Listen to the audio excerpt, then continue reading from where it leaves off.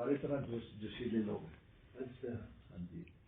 حضرت نے مجھے وہاں بھیجا، اپنا سرحد سے دعوت آئی تھی کہ اپنے کسی خلیفہ کو بھجوا دیں، تو حضرت نے مجھے محمد نگر سے بلوایا، آپ سرحد چلے جائیں.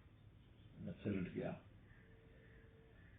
جلسے والوں کو اندازہ نہیں تھا. اچھا میں تو تھوڑا سا پہلے مزاج جانا استان میں حضرت کے ساتھ گیا تھا، ورنہ جوش کے لیے بہت جوش پسند کرتے ہیں. سر میرا بیان ہوا تو ہم نے تھوڑا سا وہی پنجاب والا سے جوش دکھایا تو قوم کھڑی ہو گئی. زندہ باد، پہلے وہ زندہ باد کہتے پھر نام لیتے ہمارے یہاں تو پہلے مولانا جلیل کہیں پھر زندہ باد، زندہ باد زندہ باد، مولانا جلیل زندہ باد زندہ باد، او نعرے لگنے شروع ہو گئے. اچھا موتی صاحب نے بڑے بڑے کچھ خطبہ بھی بلوائے ہوئے تھے. اب وہ اس نے رنگ دیکھا، انہوں نے کہا یہ تو خطیب تھے، انہوں نے فیل کر دیا. خیر میں نے بیان کیا اپنا، ہاں تو حضرت کی سنائی، لیکن انداز ان کا کیا جوش کے ساتھ.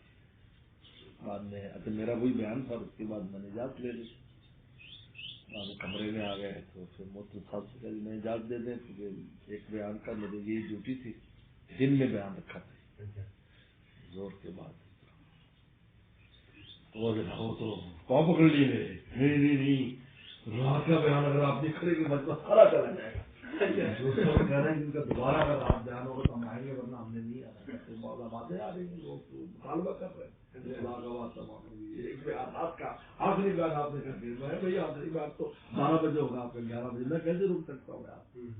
جناب انہوں نے نہیں جانے دیا مجھے، آپ کو پھر دوبارہ بیان کرا اور خطبہ وغیرہ سارے پھر ہو سکتے. یہ تو پتہ نہیں کہاں سے، ہم تو سمجھتے تھے تھوڑی ہلکی پھلکی چند باتیں سنا دیں گے، ملفوظات ملفوظات سنائیں گے، لیکن اس کو توفیق تک بھی سنائیں گے. وہاں بڑا جوش، وہ بھی اسی طرح ہے کہ پنجاب کے اندر ایسے جوشیلے لوگ تھوڑی تھوڑی دیر میں پورا مجمع کھڑا ہے نعرے مارنے. حضرت کو سنایا میں نے، حضرت اتنے ہنسے.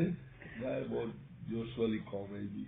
ساری رات بیٹھے تھے دروازے کے سامنے، حضرت کے ساری رات بیٹھے. بنگلہ دیش سے کام شروع ہوا سر، کام میں بنگلہ دیش سے